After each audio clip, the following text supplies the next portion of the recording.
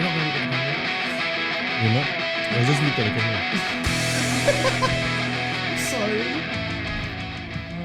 Welcome back to another episode of Loose Pairings. My name is Irfan. I have Min with me, and we have a very, very special guest with us. But before we start, I'm gonna have to play rock, paper, scissors with her. Okay, bring it on. So wait, it's 2 and then go. Okay. Oh, it's 2. Did I do 3? Yep. Okay. It's 2 and then you have to shoot. Okay. Alright, so you want a long intro or short intro? Fine, long and short. I have like a short, long, and a long, long. I won't list out too many accolades. So long intro? Okay, semi. Let me. Okay. Alright. Before we start again, like I said, we have a very, very special guest with us. During her teenage years, she did aggressive inline. And then we moved on to, she spent quite a number of a bit of time in wave house, flowboarding, in her very early, late teens, early 20s, around there. And she jumped into motorsports after that, which she took part in a bunch of races. She's also Singapore's first ever female pro racer. And now as and it's a quote, as an aging athlete, she's dabbed herself into a bunch of triathlons over the last few years. We have Claire Jedrek. Thanks, guys, for having me. It wasn't so long. That's great. Like, you managed to, you did a better job than me. You're the MC here. So. Yeah, I know, but it's so hard to talk about yourself. I hate talking about myself. I don't really like the attention on myself. It feels so weird when you say it. I mean, because there's so many things you don't know what they want you. I guess like what they want to hear, so you just kind of say everything. I think that feels like when you go for a job interview. Okay, tell me about yourself, and you're like, who am I? Yeah, like you're lost. Right? Suddenly you're like, who am I? What do I do? What am I here for?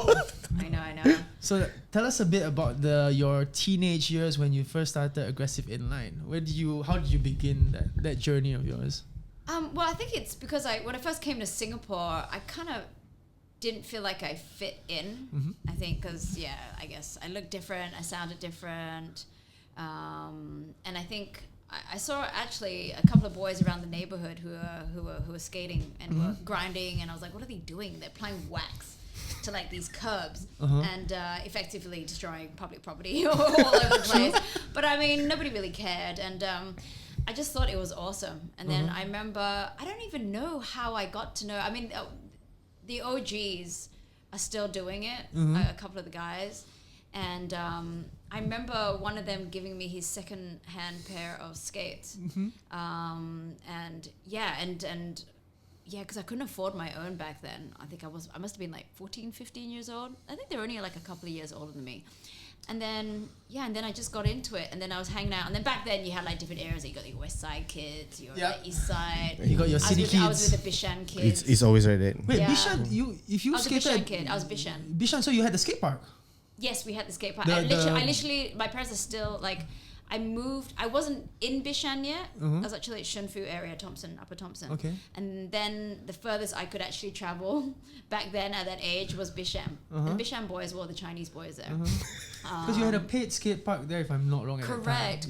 And yeah, man, actually if you look back at photos, it was just rickety-rackety bits of like wood kind of and put metal together. all over the place, it was like, it was really small, and it was quite. The first time I ever went to that skate park, I remember it was the first skate park in Singapore where they had the spine, so like the mini ramp. Yes. So that was insane. So that was quite sad, and then like a mini vert and stuff like that. But yeah, I had so many memories then. And I guess, and then there was other competitions, like extreme competitions, which came through. The one that I want to mention is you took part in a competition called, I think, X-Rage. X-Rage. In front of Takashimaya. Correct, Takashimaya. I also joined the X Games for Singapore, X Games. But back then, there was literally like 3 females. Yeah.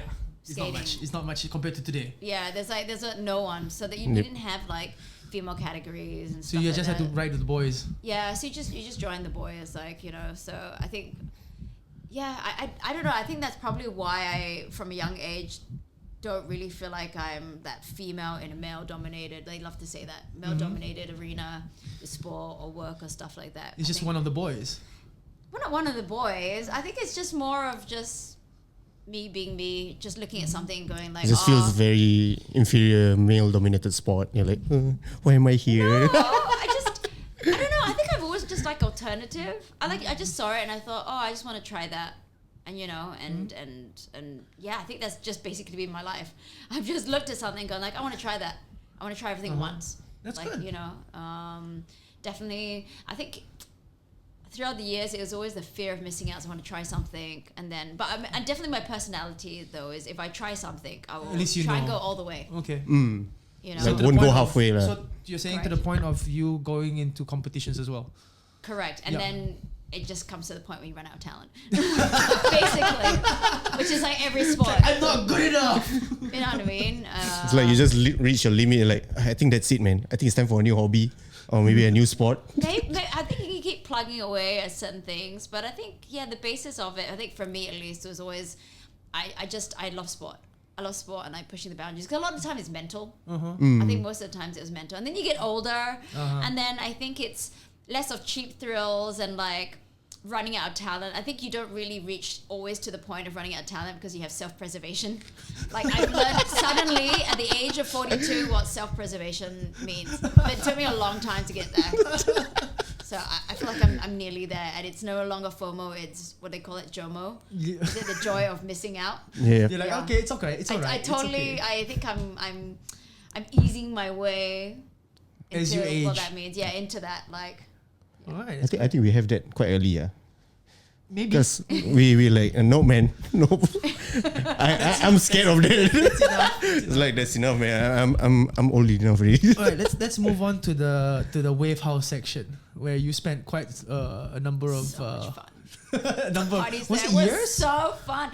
I spent there from when it opened. So that would have been, was that 2009? 2008 or 2009, Yeah, around I there. believe. And then All the way till about 11? 2012, because then I moved with my then ex-boyfriend who was working there part-time for a while, and then I moved with him to Perth. Oh, alright. Yeah, so probably for the 3+ years, and then every time I came back, then I was still like playing. Those were really fun days. You had the flow riding area and then Correct, you had the and then barrel. the barrel. Yeah, so I loved the barrel more.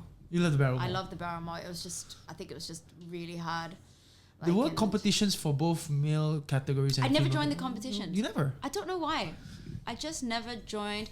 What was I doing? I think I was always hosting and doing stuff, and I think there was a part of me, I think, that didn't do the competitions. Even though generally I always joined every competition, like most other things.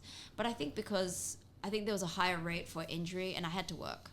I still need to pay the bills, and so I still had like, amongst all the cheap thrills and the partying and the having fun with friends, I always have this back of like consciousness of me of like, you know. Do you actually measure the risk? I think there's a certain I do believe I've always done things to a certain point, and then it's a certain amount of risk. I think it was cheap thrills versus like cheap thrills fun versus that measured risk of like, I still have to pay the bills, I need to earn money. So if I got injured, and the risk is always, they was breaking their collarbones. Have you broken anything? No, I've been really lucky. I've never, I mean, touch wood, I've had like bad knocks and Concussions and whatnot. yeah, and stuff like that, but I've never broken a bone? No, I haven't. I don't think. I think maybe I've stubbed my toe because I kicked the door I think we've all been there. like really hard. No dislocation of any injury or anything. I don't think. No, nothing that of. Wow. That I actually. Okay, that was back then. Now I actually probably got my first. I fractured my ribs. That was probably last year. That's the first proper big, and I had a massive hematoma on my leg because I crashed during my triathlon competition. That was Langkawi, right? Or something No, like that was T100. My second year in T100. Had high hopes. But adrenaline kind of got me on after that crash. And then when I went to go down, I was like, whoa, what is that huge lump on my Massive. leg? Yeah, and then it was game over. Yeah, and then I actually refractured. I fractured my ribs surfing. Yeah. This was what, last year? This was just so... man, my days are so bad. I think it's before It was probably before New Zealand. It was before it was months before New Zealand, but I had fractured my ribs surfing. I think mid-year before, not Langkawi, Desiree. Okay. Which was the qualifier for New Zealand. For New Zealand, but I'd fractured it, and then I was out for like 3 weeks, and then I decided last minute to do Desiree, like literally 3 days before, because I already paid for it, right? You know, and then I did T100, and then refractured it. Yeah. So that's probably, and then, that was just a nuisance. That was more of a nuisance because that was just painful, like getting up and like coughing and sneezing. Actually, I didn't. When I was surfing, I didn't even know. Because I jumped off my board, but I jumped off just like, it was a casual jump off at the end of a wave, but I think I hit the wave like flat on. I jumped off and I smacked it, and it wasn't even anything. It was like barely. It wasn't barely nothing, and I felt winded. And then when I got back to Singapore 5 days later, I like sneezed and I had like a stabbing pain, and something popped. Yeah, it was a weird noise, but anyway, that was probably That's a bit of a tangent. We'll get there. After your wave house stint of a few years, you've you came back from to Singapore from Perth. Correct, and then you found yourself into motorsports. But before we get into the motorsports, I want to hit you with something first, which is related to motorsports. Okay. All right, you ready? Yes. RS125. Oh my God, yeah, my bike is. I know, the Y2K bike. Yeah. So I got into a motorbike because it was cheaper than cars. Exactly. It was, and I used to ride that to Polly. All right. Yeah, my Aprilia 125. The Bumblebee butt one. Correct. Yeah, and I actually bought it off someone, and it was it was a Pepsi design. Actually, I look back and I was like, it was a Pepsi design, but I never changed it. I mean, it was so cheap, and then it was, I didn't know anything about bikes. I just bought it. I was like, oh, sports bike, and I got it. And then I think I had one of the previous owners, and like there's a whole Aprilia club and stuff, and they were helping me out. Of course, I'm a girl, they're gonna help me out. Like and then that was awesome. Those are great years. That was basically me traveling to school because I couldn't bother to take the bus from Bishan to Tampines. So far. Oh, you went to Temasek? Yeah, Temasek. All right. I'm from Singapore Poly. Okay. That's a good reaction. That's the reaction I was hoping for. Yeah, those are good years. Those are good years. And then I finally got rid of it. I saw that when I met with my the Aussie boyfriend, and then he took it apart. He's really good, like with just mechanical stuff. He was awesome. And then did he help me to sell it, or I just managed to find a buyer? But he helped me to like clean it up and stuff like that, and then put it back on the road. Just like sell it on again. Yeah, so that was in 2012. I had it for ages, that means. You had it for a couple of years. Yeah, because that one was roughly around... Because Polly I entered in 2005, and then I met him in 2009. So yeah, 4 years. That's the same exact bike that my brother had. Oh, so that's why you know. It was nicer because it was bigger. Yeah. Like it was a bigger tank. Yeah, compared to the newer one, it had the Bumblebee and then the... Correct. So it's a bit different. Because that bike is actually inspired by the MotoGP bike. So they really shaped it out. That's why a lot of people wanted that bike. I thought it was cool. It was so uncomfortable after a while. And in the The rain, posture. just not fun, Yeah. I thought like sports bikes, blah, blah, blah, stuff like that. Nope. No, Not for you. Even for me, I rode years my old of like- RS4. Yeah. I couldn't take it. After I got that bike for 5 years, Yeah. and I switched to a normal scooter. I'm like, oh my God, this is so Yeah, comfortable. I know, right? I ride scooters in Bali all the time now, and I'm so upright, like, or slouching, like, yeah. So much comfortable. Saves your back though. Since Saves we're your back. down in the motorsports part, tell us your journey in this your journey to being a pro. Well, oh man, I mean, like I said, it was like a random thing. 100%. I used to get people always saying, "Oh, you're doing this because like back then your partner or your boyfriend." I was like, totally. I was like, there's no way I would have entered this arena because I wouldn't have known, and because the barrier of entry is quite high, I would have known where to go, how to start, and it was totally by accident. It's not anything I would have ever dreamed or thought of, or thought was possible. Basically, when I'd gotten to know you, he's now my husband. He was just an old friend, and he had offered me a job back then for hosting the go-karting championship, Singapore karting championship, because he was the organizer. And he had that for like 3 years. And so he said to basically go and commentate that. But he said you kind of need to get into a kart. You have to understand the sport. You have to, before you can do all the color commentating and stuff, but it's better that you know what's going on. So I spent a lot of time, and I just did like hundreds, probably like I would probably get up to the thousands like of laps in just the petrol In Singapore, karts. how many circuits are there? Right Well, now? back then I didn't even go to the Jurong one. It's at that time he had just bid for a piece of land at Changi. And so I started working, and then we started dating, and then I somehow just started working there. Until now, we don't really know how we started working together. It just happened. There was no talk. And this was that period of time, I think, then when the championship came around, because it was a bit later in the year. Like when the championship, this was like 2013. Okay. Then I was just doing laps and laps, and then I joined the local leagues, and I wanted to get involved because I wanted to know the people involved, and obviously to commentate you need to know what's happening, what their movement is, what they're doing, and that just kind of started. And then I started like winning a couple of local leagues and stuff like that. How is the jump to then to jumping into the car from karting? It's huge. It's a huge difference. Like I guess because going from like rear to front wheel, it's still different. I mean, it is easier, but I don't know. You feel so much more in touch with a go-kart. You can actually feel everything. You can feel every wheel, every bumps, every rocks. You're so grounded that I feel like you're quite. How do you say?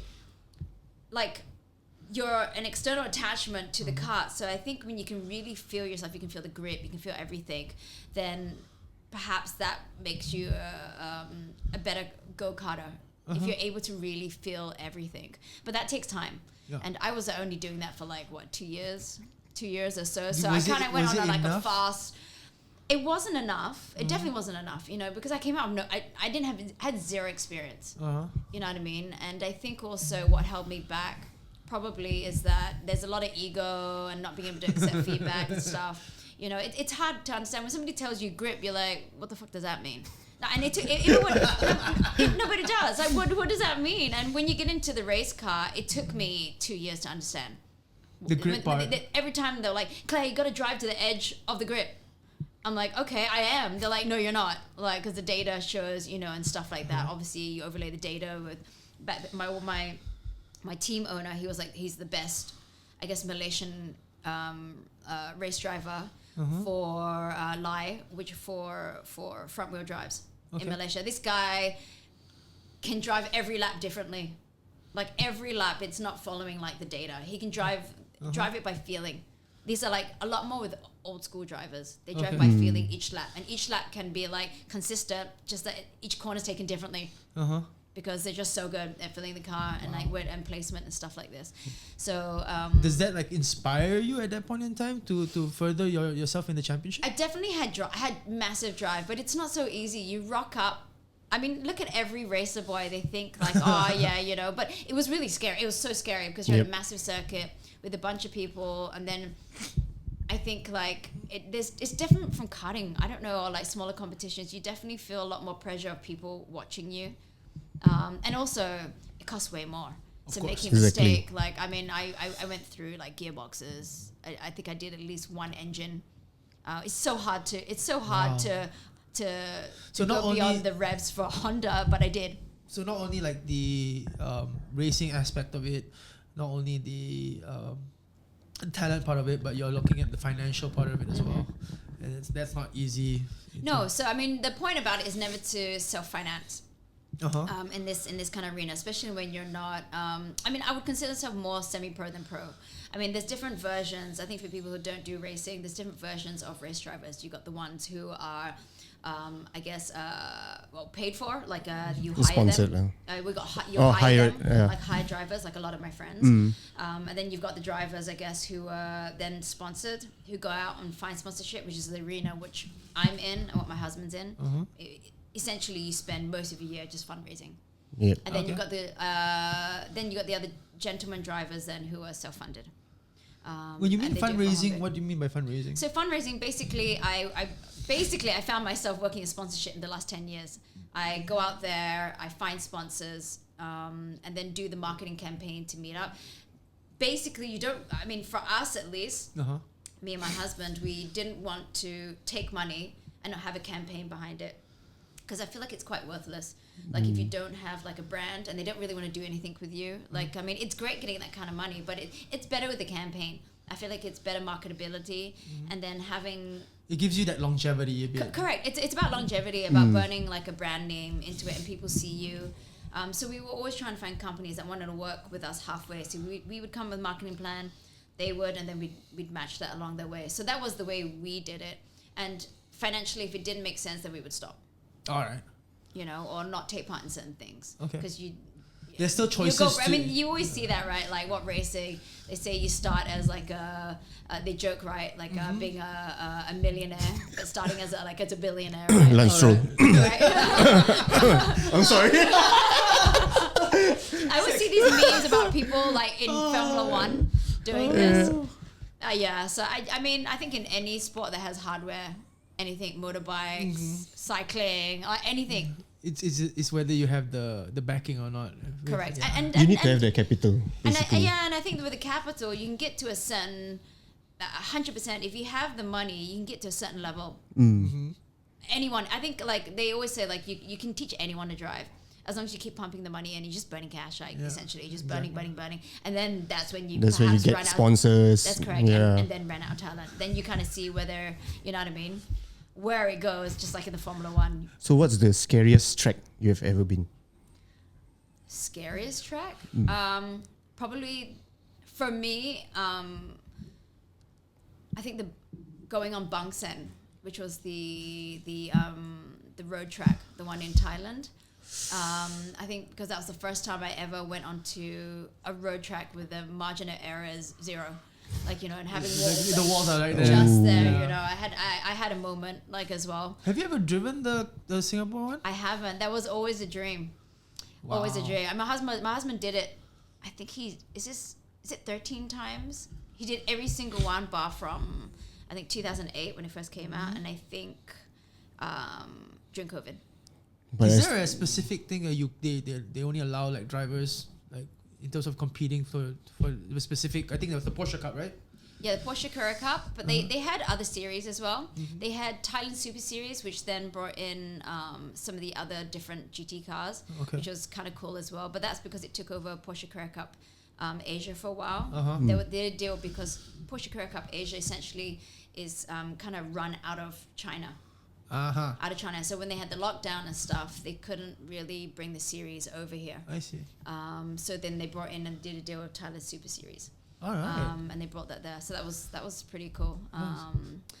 Yeah. Are you still going to try and go back into motorsports? To be honest, I had a really... It's one of those COVID moments everybody kind of thought hard. Because the last time I went into it was, I think, 2021, I think it was. I think it was January, and I just went back in the car like standard. Was it 2020 or 2021 that COVID hit? Was it 21. 21, right? So I got in the car like pre-season testing for January, back at Sepang, and then COVID hit. And then that whole year went by, and that was when by then I had already had my second kid, because 2019 is when I had Charlie. And I really did I did like some races the year before for like 2020 because I was like coming back, right? Yep. And then 2021 I did pre-season testing, and then all that went down. I had to like really think like, what now am I gonna, you know, because also we didn't know, and then the borders were shut for like ages for Singapore, for Malaysia, where all the testing happens. Racing in Asia, to be honest, I think was really difficult. I think a lot of it got cancelled, if I'm not wrong. Yeah, a lot of it got cancelled. And the thing is, you don't really want to sign up and put money because you can't really get your money back in the sense of like the series will continue, but at what time you don't know when. You know, and it was really difficult. So, and I think after 5 years, I had to ask myself, do I really want to spend all that time back in the garage again? Like, it was a lot of time. I spent a lot of time driving up to Malaysia. I drove every single time to Sepang. It's just a lot of mileage and spending, I think, like, usually we do 3 days testing. From... Give me a ballpark figure. Basically from 9 to 6 p.m. a ballpark figure of what like isn't Oh, the like cost. Like Well, the per, cost- per weekend, like you going up there like every weekend. just for weekend. I mean, tires itself. I mean, I would at the beginning when I started racing, I used to my coach would just give me he'd tell me to run on old tires, used tires. He was like, "It's no point because you're gonna waste them anyway. Yep. You're gonna flat spot them, Yeah. and then you would have wasted a whole bunch of tires. Only use like new tires like a little bit later. I mean, there's thousands of dollars just for tires alone. I rented the car from him, which essentially was my car for the year. But I mean, including like if you're damages or small things here and there, like sometimes I had like radiator or this and that. I mean, considered to the rest of the racing, I guess it wasn't as much as everything. 100K, but that's without crashes. Yeah. Have you had any, Crashes or damages? No? big Yeah. crashes in your I've had stint? one. That was quite a bad one, and it was the one time that Yui wasn't at my race. He was in Japan and he had a really important race. He was 1 point away from winning a mid-season prize, which was the winner would go to Spa-Francorchamps.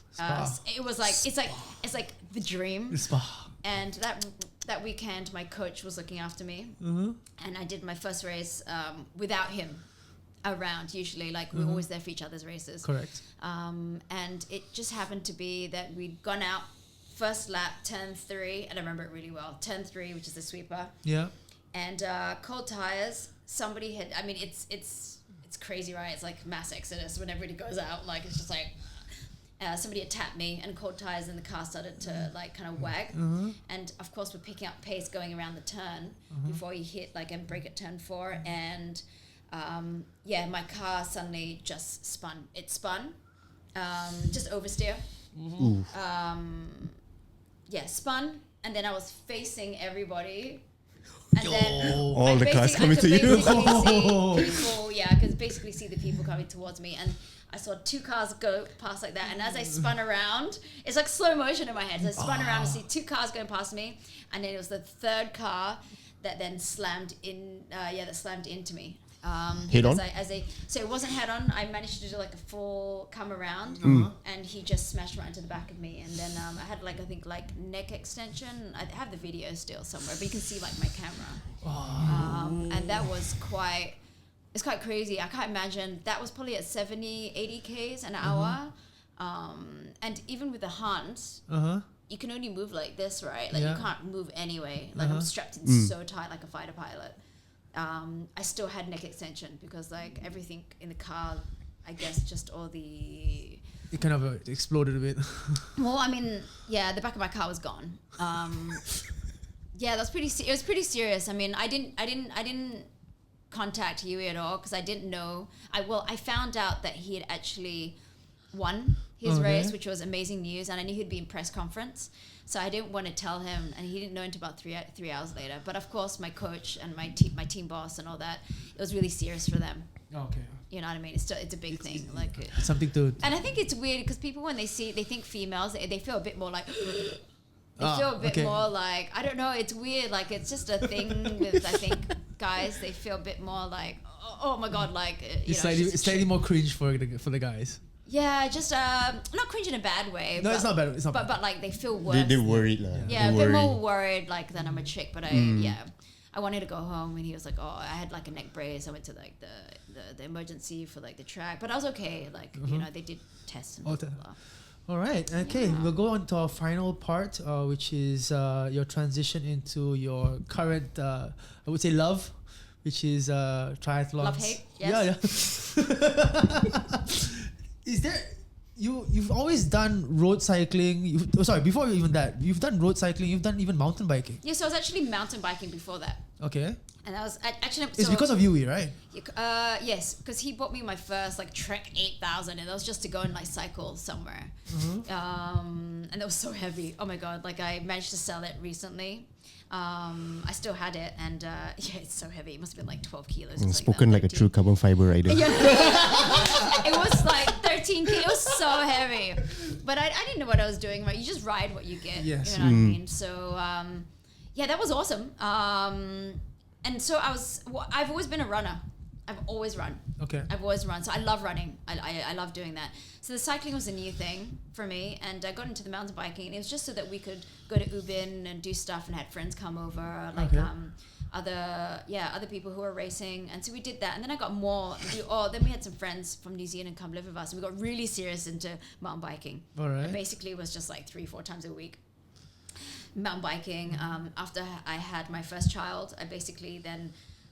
everybody had gone to competition. They'd done like a cross country in New Zealand, and I was so upset because I was pregnant with my first kid, so I could just sit there and I was just basically a chef for everyone. But you did take part in downhill here. I did take part.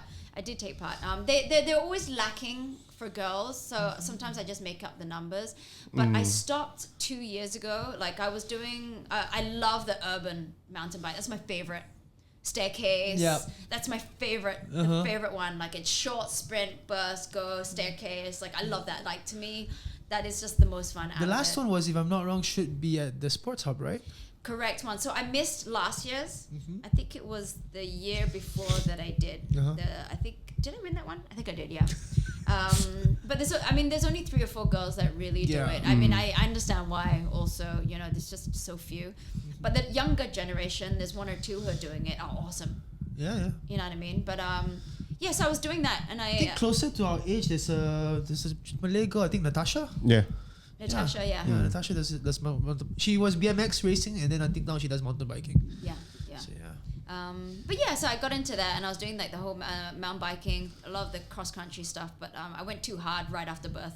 Oh boy. Yeah, so I took my time, second time around, second child, and then also because I wanted to also get back into racing, 2019, 2020, and that was just like the cardio to get fit and stuff like that. And then I was doing triathlons since 2014, I think, 2015. Okay. And then that was just for fun, like duathlon kind of thing. I don't even know why I signed up. It was really... What's your first ever triathlon? It was for charity. There was 3 of us. It was with Cheryl Tay and I think Kelly Latimer, and it was for some random one at Changi. It was so hot. I think I did the running section of it, and we'd split 3 ways. And that was just for charity. And I thought, okay, this is quite interesting. And then I did a duathlon for like the Singapore triathlon. And I ended up for my category getting second. So I was like, okay. And he was like, well, that's not bad. And he was like, he always feels like I don't train enough. Like I didn't train enough, and I just go into things like super Do you find that Yui is your like personal motivator at times? Certain things, yeah. He's super supportive. He's a really supportive person. Like even when we were dating and stuff like that. There's a lot of hard love. Generally, like he never taught me anything. He taught me some parts. Like I did a lot of simulator racing, but then that's where we kind of drew the line. I think also just personality-wise, we knew it's better to separate that. It's very difficult. It's like your children. My son, I can barely get through like 5 minutes of writing, and then he gets frustrated because I'm like, and I soft parent, and I'm like, don't worry, it's okay. It doesn't matter that number 5 is wrong. But you just feel this emotion because I think you want the best, and you know they can do it. Yeah. You know what I mean? There's too many emotions. But he was super supportive. But he definitely gives me drive even now. Like with the training, I think I have a lot of self motivation. It's very like this, but yeah, it's still motivation at the end of the day. It's still motivation, and I think it's great that he backs me up. That I'm not there a lot. I've definitely missed out on a lot of things in the last 3 years of the triathlons. Like when I took it a bit more seriously, I decided to get a coach, and I was like, let's just see what it would be like a lot of people. If I got a coach for numbers, it's a numbers thing, right? I think people, Strava and Garmin, they're like, what for? Some people, I've been told that, you're so competitive, but I think it's nice coming from motorsport. I understand the numbers game, that the data doesn't lie. You want the data collation to see where you can improve. Correct, you know what I mean? And over time, and I love that. And even if it's for nothing, people are like, you're not even a pro. I think everybody gets enjoyment, right? Yeah. You get enjoyment from certain aspects. Like what Min said was you get to improve in certain parts. Yeah. So it's nothing. Because like motorsports, there's so much things you can improve. You didn't even know that braking point can even help you in turning better. That's the important part. Even hitting the apex the right way or the wrong way. Then you see I don't know how many times, 1,000 times I had done Sepang, like thousands of laps. you still don't always get it right.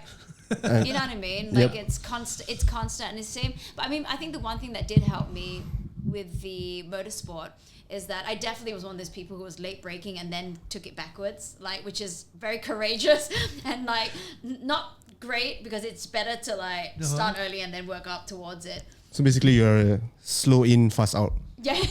I mean, that's good, right? Well, I think it was just like, at the beginning I was like fast in and then and just out.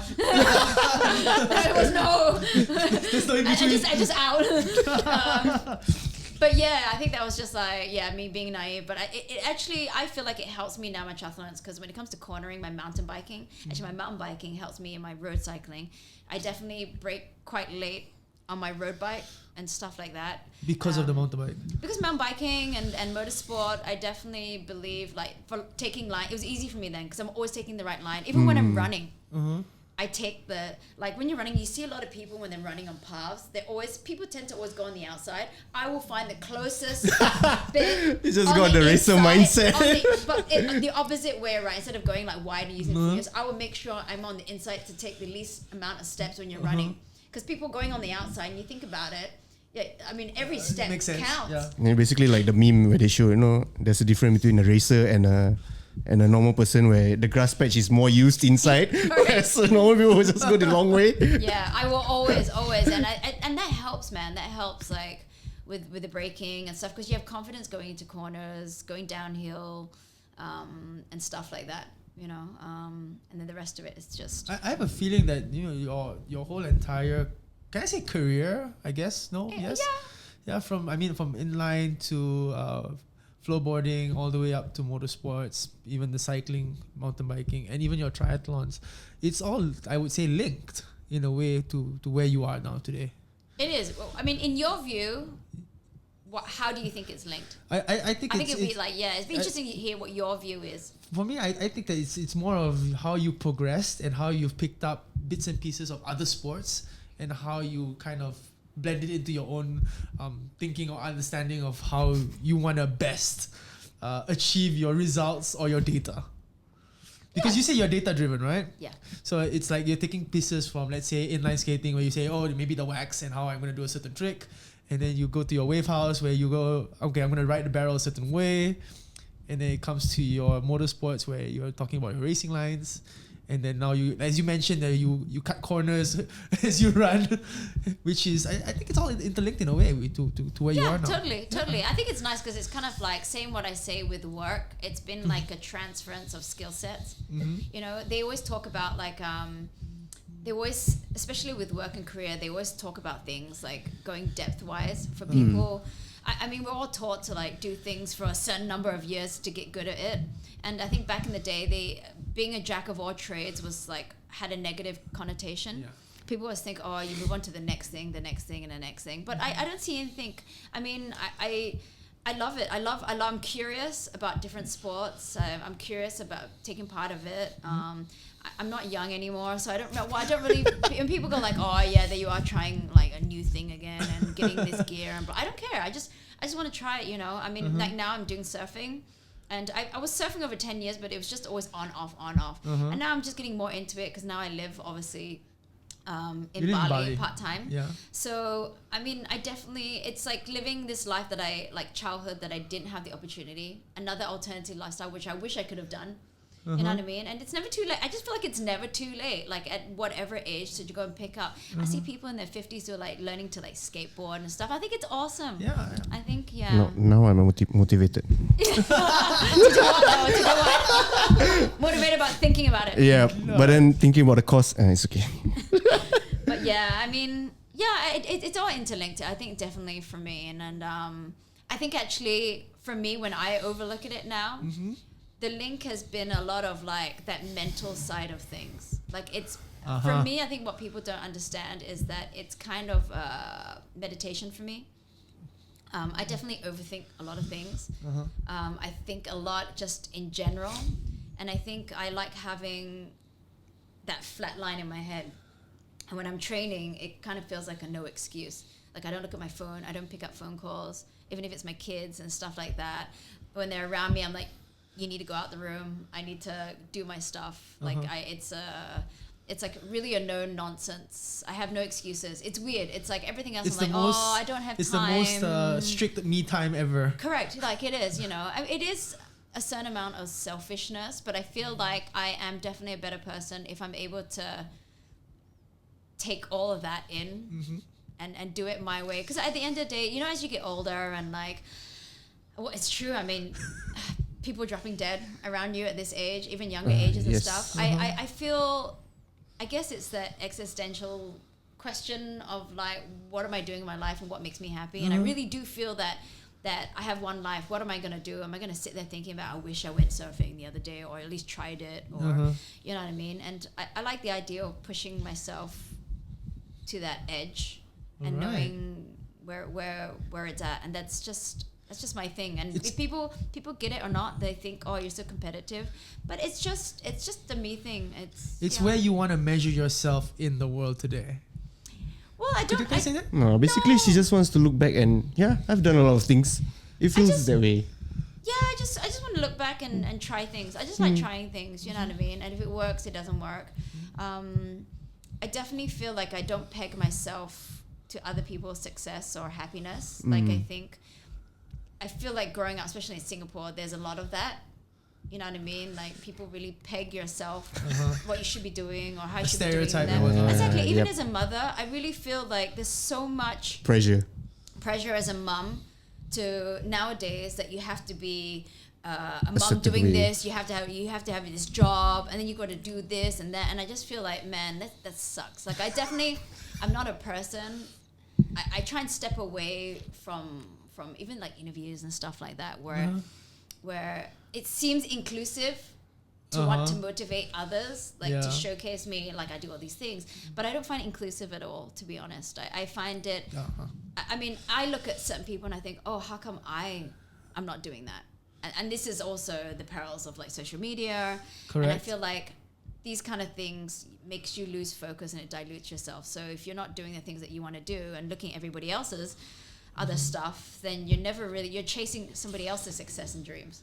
Yeah. Right, you know? And so I just feel like, I've definitely been working a lot on that over the last few years of just trying to Focus and do what I want to do. Okay. And like, just, you know. All right, let's wrap this up. Yeah. And just before we end this, what's in store for you in this coming 2025? The best thing about it for me, I'm not setting a massive plan. I have some things I think I might want to do in the year. Like I thought to myself that I was only ever going to do one half Ironman.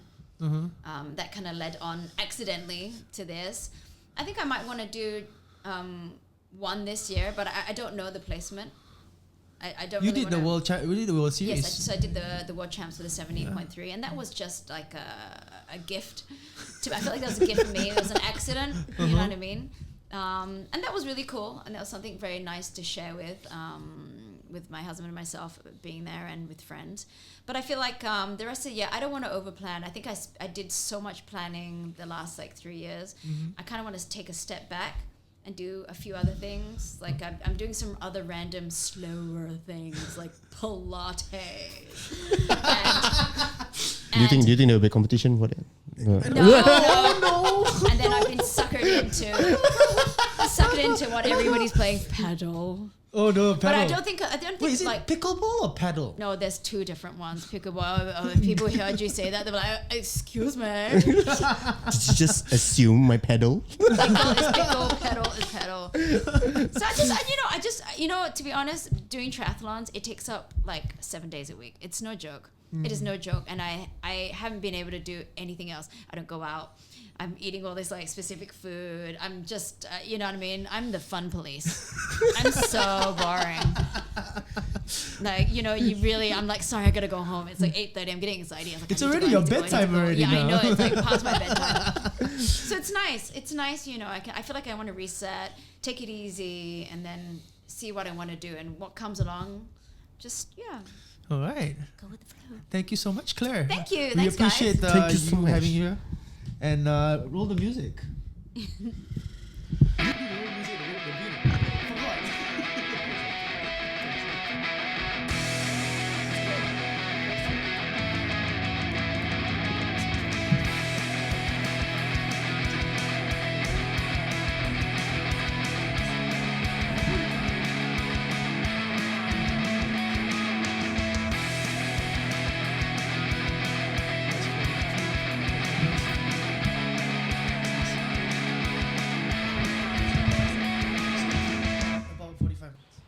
You are listening to Loose Bearings. This is an action sports podcast where you hear stories from the athletes themselves. Do follow us through the different social media platforms. Please do like and share this podcast.